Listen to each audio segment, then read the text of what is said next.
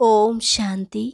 आज है 24 सितंबर 2020 की साकार मुरली।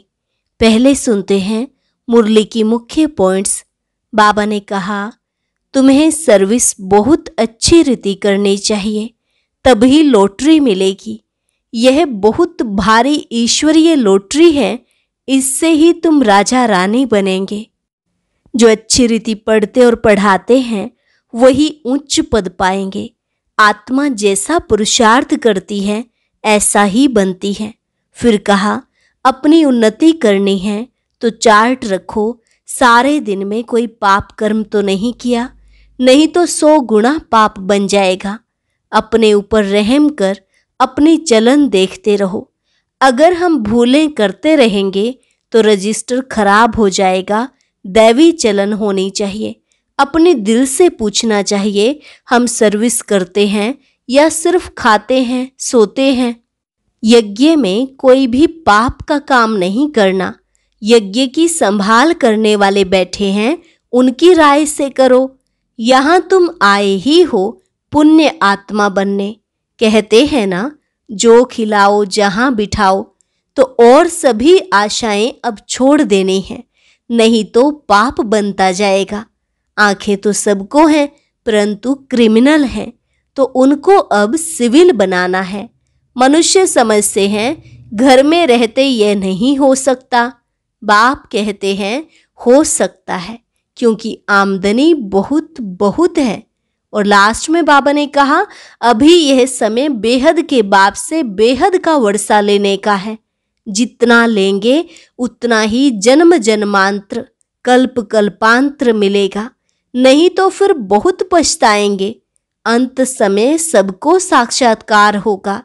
अब सुनते हैं महावाक्यों को विस्तार से। मुरली का सार। मीठे बच्चे, पुण्य आत्मा बनने के लिए जितना हो सके अच्छा कर्म करो, ऑलराउंडर बनो, दैवी गुण धारण करो। पुण्य आत्मा बनने के लिए जितना हो सके अच्छा कर्म करो, ऑलराउंडर बनो, दैवी गुण धारण करो। प्रश्न, कौन सी मेहनत करने से तुम बच्चे पद्मा पदमपति बनते हो? उत्तर, सबसे बड़ी मेहनत है क्रिमिनल आई को सिविल आई बनाना। आंखें ही बहुत धोखा देती हैं। आंखों को सिविल बनाने के लिए बाप ने युक्ति बतलाई है कि बच्चे आत्मिक दृष्टि से देखो, देह को नहीं देखो। मैं आत्मा हूं, यह पक्का अभ्यास करो। इसी मेहनत से तुम जन्म जन्मांतर के लिए पदमपति बन जाएंगे। गीत, धीरज धर मनवा धीरज धर, तेरे सुख के दिन आए कि आए। ओम शांति। यह किसने कहा?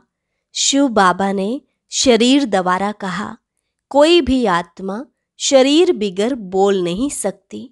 बाप भी शरीर में प्रवेश कर आत्माओं को समझाते हैं, बच्चे अभी तुम्हारा जिस्मानी कनेक्शन नहीं है, यह है रूहानी कनेक्शन। आत्मा को ज्ञान मिलता है परम पिता परमात्मा से। देहधारी जो भी हैं सब पढ़ रहे हैं। बाप को तो अपनी देह है नहीं, तो थोड़े टाइम के लिए इनका आधार लिया है। अब बाप कहते हैं, अपने को आत्मा निश्चय कर बैठो। बेहद का बाप हम आत्माओं को समझाते हैं, उनके बिगर ऐसे कोई समझा न सके। आत्मा आत्मा को कैसे समझाएगी? आत्माओं को समझाने वाला परमात्मा चाहिए। उनको कोई भी जानते नहीं। त्रिमूर्ति से भी शिव को उड़ा दिया है। ब्रह्मा द्वारा स्थापना कौन कराएंगे? ब्रह्मा तो नई दुनिया का रचयिता नहीं है। बेहद का बाप रचयिता सबका एक ही शिव बाबा है। ब्रह्मा भी सिर्फ अभी तुम्हारा बाप है, फिर नहीं होगा। वहां तो अर्थात सतयुग में लौकिक बाप ही होता है। कलयुग में होता है लौकिक और पारलौकिक। अभी संगम पर लौकिक, अलौकिक और पारलौकिक 3 बाप हैं। बाप कहते हैं, सुख धाम में मुझे कोई याद ही नहीं करता। विश्व का मालिक बाप ने बनाया, फिर चिल्लाएंगे क्यों? वहां और कोई खंड नहीं होते, सिर्फ सूर्यवंशी ही होते हैं। चंद्रवंशी भी बाद में आते हैं। अब बाप कहते हैं, बच्चे धीरज धरो, बाकी थोड़े दिन हैं। पुरुषार्थ अच्छी रीति करो। दैवी गुण धारण नहीं करेंगे तो पद भी भ्रष्ट हो जाएगा। यह बहुत बड़ी लॉटरी है। बैरिस्टर, सर्जन आदि बनना भी लॉटरी है ना। बहुत पैसा कमाते हैं, बहुतों पर हुक्म चलाते हैं।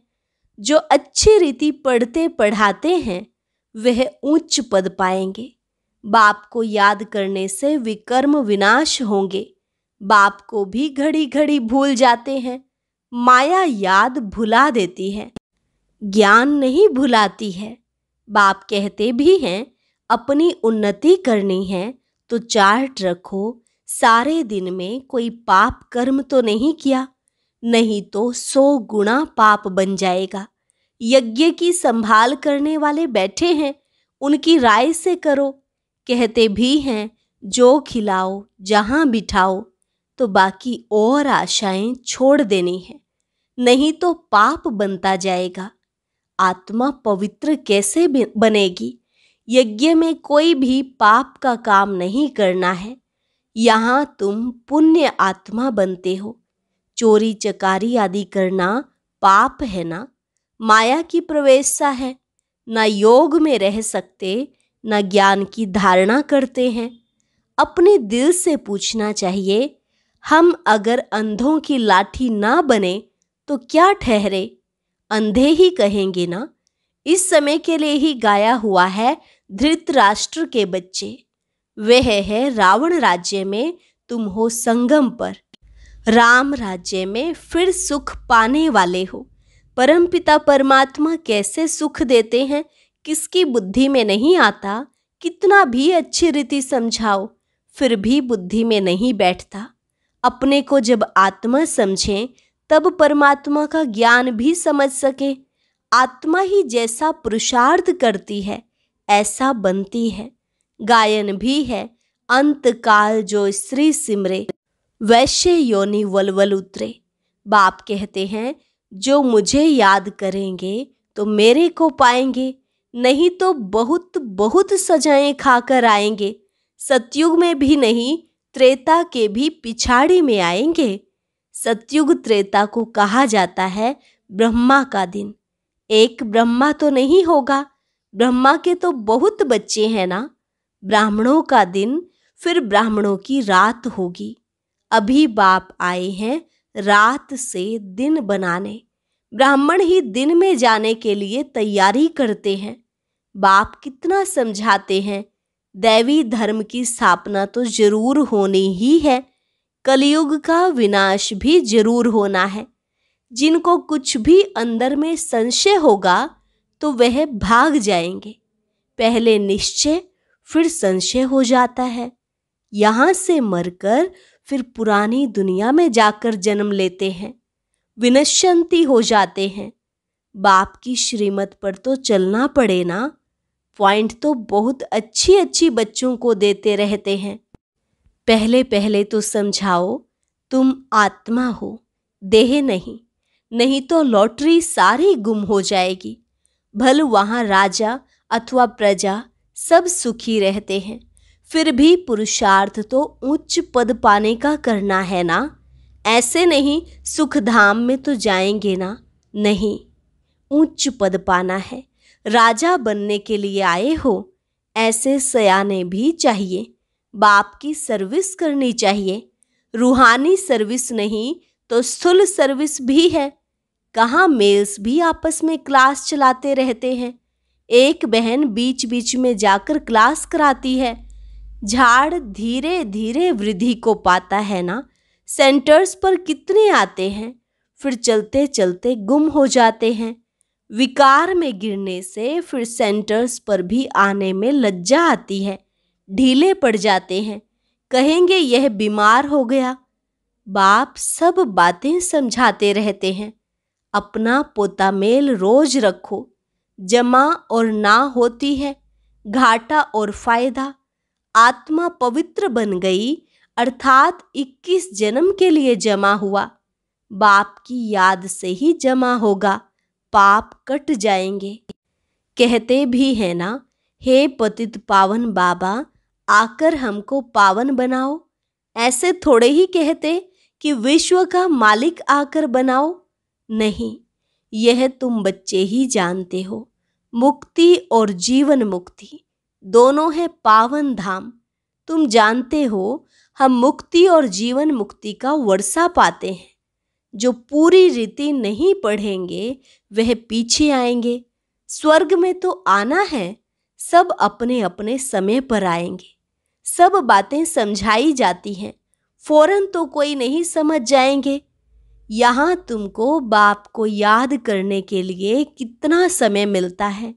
जो भी आए उनको यह बताओ कि पहले अपने को आत्मा समझो।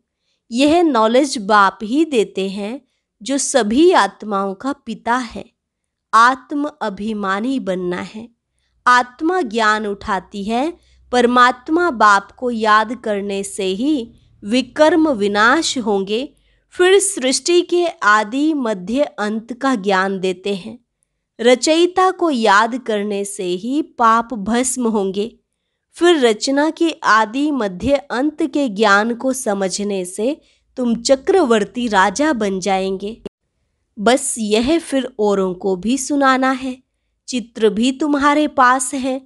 यह तो सारा दिन बुद्धि में रहना चाहिए। तुम स्टूडेंट भी हो ना, बहुत गृहस्थी भी स्टूडेंट होते हैं।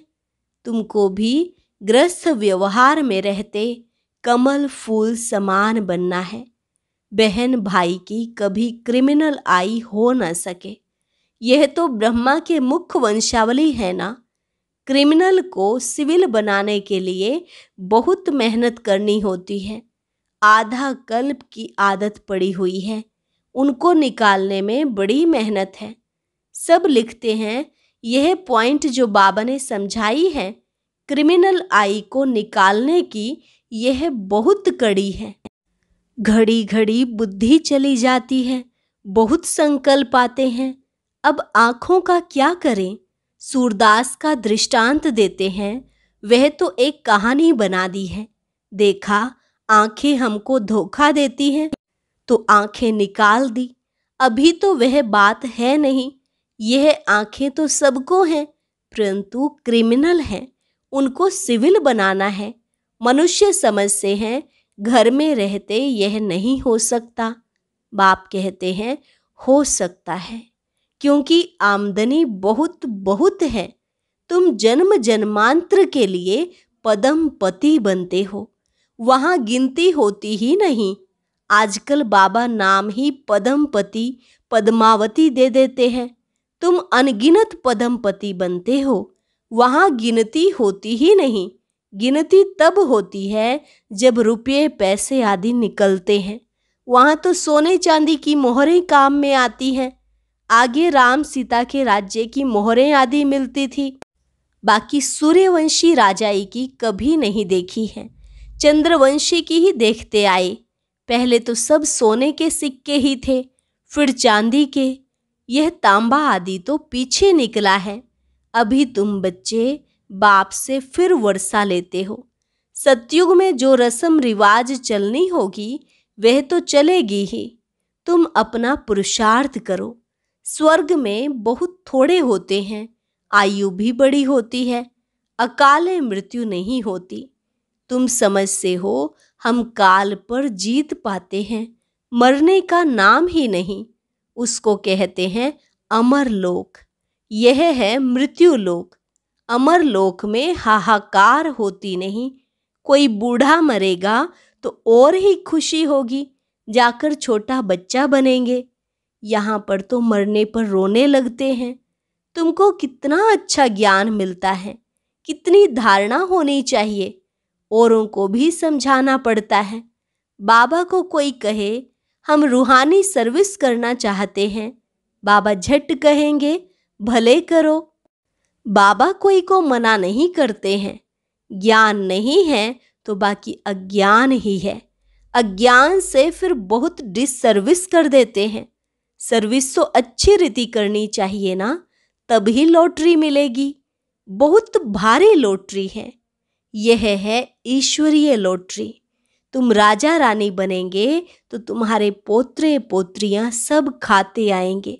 यहाँ तो हर एक अपने कर्मों अनुसार फल पाते हैं। कोई बहुत धन दान करते हैं तो राजा बनते हैं।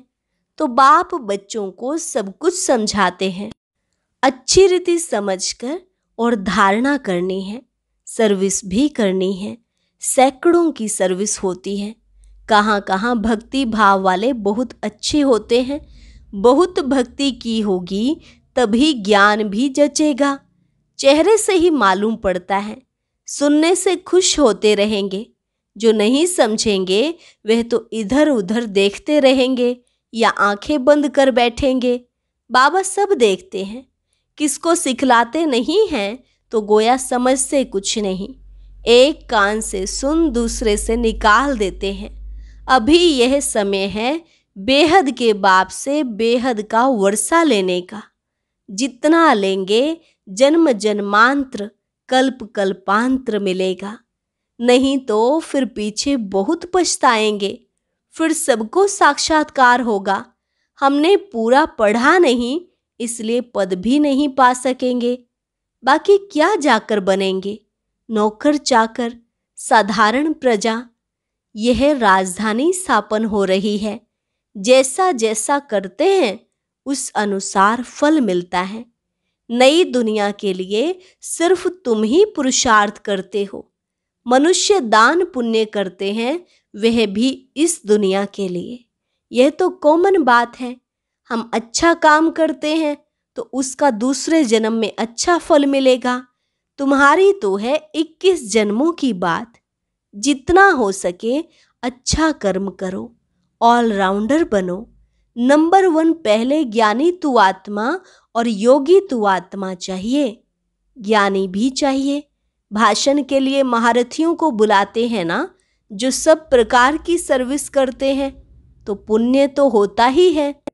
सब्जेक्ट्स है ना, योग में रहकर कोई भी काम करें तो अच्छे मार्क्स मिल सकते हैं।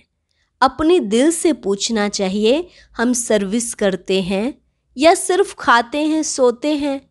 यहाँ तो यह पढ़ाई है और कोई बात नहीं। तुम मनुष्य से देवता, नर से नारायण बनते हो। अमर कथा, तीजरी की कथा है यही एक। मनुष्य तो सब झूठी कथाएं जाकर सुनते हैं। तीसरा नेत्र तो सिवाय बाप के कोई दे न सके। अभी तुमको तीसरा नेत्र मिला है, जिससे तुम सृष्टि के आदि मध्य अंत को जानते हो। इस पढ़ाई में कुमार कुमारियों को बहुत तीखा जाना चाहिए। चित्र भी हैं। कोई से पूछना चाहिए, गीता का भगवान कौन है? मुख्य बात ही यह है, भगवान तो एक ही होता है, जिससे वर्षा मिलता है मुक्ति धाम का। हम वहाँ रहने वाले हैं, यहाँ आए हैं पार्ट बजाने। अब पावन कैसे बने? पतित पावन तो एक ही बाप है। आगे चलकर तुम बच्चों की अवस्था भी बहुत अच्छी हो जाएगी। बाप किस्म किस्म से समझाने देते रहते हैं। एक तो बाप को याद करना है तो जन्म जन्मांतर के पाप मिट जाएंगे। अपने दिल से पूछना है, हम कितना याद करते हैं। चार्ट रखना अच्छा है। अपनी उन्नति करो, अपने ऊपर रहम कर अपनी चलन देखते रहो। अगर हम भूले करते रहेंगे तो रजिस्टर खराब हो जाएगा। इसमें दैवी चलन होनी चाहिए। गायन भी है ना, जो खिलाएंगे, जहाँ बिठाएंगे, जो डायरेक्शन देंगे वह करेंगे। डायरेक्शन तो जरूर तन दवारा देंगे ना। गेटवे टू स्वर्ग, यह अक्षर अच्छा है। यह द्वार है स्वर्ग जाने का। अच्छा, मीठे मीठे सिकिलधे बच्चों प्रति मात पिता बाप दादा का याद प्यार और गुड मॉर्निंग। रूहानी बाप की रूहानी बच्चों को नमस्ते। रूहानी बच्चों की रूहानी बाप दादा को नमस्ते नमस्ते, गुड मॉर्निंग। धारणा के लिए मुख्य सार। पहली पॉइंट, पुण्य आत्मा बनने के लिए और सब आशाएं छोड़ यह पक्का करना है कि बाबा जो खिलाओ जहां बिठाओ, कोई भी पाप का काम नहीं करना है। दूसरी पॉइंट, ईश्वरीय लॉटरी प्राप्त करने के लिए रूहानी सर्विस में लग जाना है। ज्ञान की धारणा कर औरों को करानी है। अच्छी मार्क्स लेने के लिए कोई भी कर्म याद में रह कर करना है। वरदान, स्नेह के बाण द्वारा स्नेह में घायल करने वाले स्नेह और प्राप्ति संपन्न लवलीन आत्मा भव। स्नेह के बाण द्वारा स्नेह में घायल करने वाले स्नेह और प्राप्ति संपन्न लवलीन आत्मा भव। जैसे लौकिक रीति से कोई किसके स्नेह में लवलीन होता है तो चेहरे से, नैनों से, वाणी से अनुभव होता है कि यह लवलीन है, आशिक है। ऐसे जब स्टेज पर जाते हो तो जितना अपने अंदर बाप का स्नेह इमर्ज होगा, उतना ही स्नेह का बाण औरों को भी स्नेह में घायल कर देगा। भाषण की लिंक सोचना, पॉइंट दोहराना यह स्वरूप नहीं हो। स्नेह और प्राप्ति का संपन्न स्वरूप लवलीन स्वरूप हो। अथॉरिटी होकर बोलने से उसका प्रभाव पड़ता है। स्लोगन, संपूर्णता द्वारा समाप्ति के समय को समीप लाओ। संपूर्णता द्वारा समाप्ति के समय को समीप लाओ। अच्छा, ओम शांति। ओम शांति। आज की अव्यक्त मुरली जरूर सुने। उसके लिए ऊपर दिए गए बॉक्स को टच करें।